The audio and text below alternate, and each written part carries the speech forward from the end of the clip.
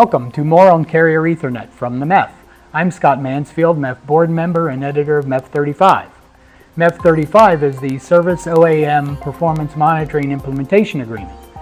OAM is Operations Administration and Maintenance in the management area. And SOAM applies to using OAM as it applies to the MEF-defined services. Part of the MEF Service Lifecycle is performance management. And what you can do is, after provisioning a service and turning up the circuit and then testing it with some other MEF tools like Service Activation Test, it then goes into a mode where you're doing performance management.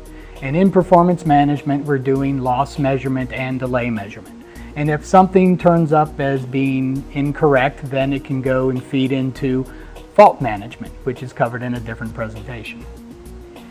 In order to collect the performance monitoring tools into something that's easily understood, we've created something called PM Solutions. And so these solutions are based on tools that come from Y.1731 from the ITU. And specifically, the tools are categorized into loss tools and delay tools. I'll get into the specifics later. First, I want to talk a little bit about how the tools can be run. And that is, the tools can be run on service traffic or they can be run on synthetic traffic. And synthetic traffic is generated traffic that is injected into the stream, and the measurement is estimated based on the synthetic traffic. As far as configuration options go, you have two main configuration options, and that is you can have tools that are single-ended, and that is where an originating switch will create traffic that is then sent to the far end, and then the far end reflects that back, and the measurement is taken at the original switch. The dual-ended way is you have a switch that generates traffic, sends it to a far end, and the far end does the measurement calculation. So specifically, loss tools. There are two main loss tools. We have frame loss ratio and availability. Frame loss ratio, you either measure the loss of service frames or you measure the synthetic loss.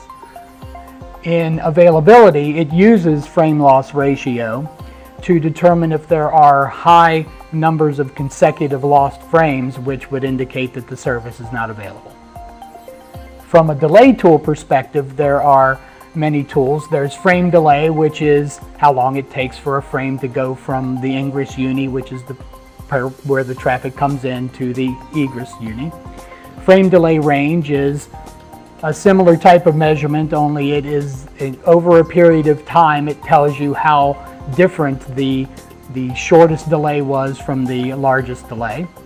Interframe delay variation provides you with a measurement of how different it is between two different frames. And mean frame delay is just the average over a measurement period.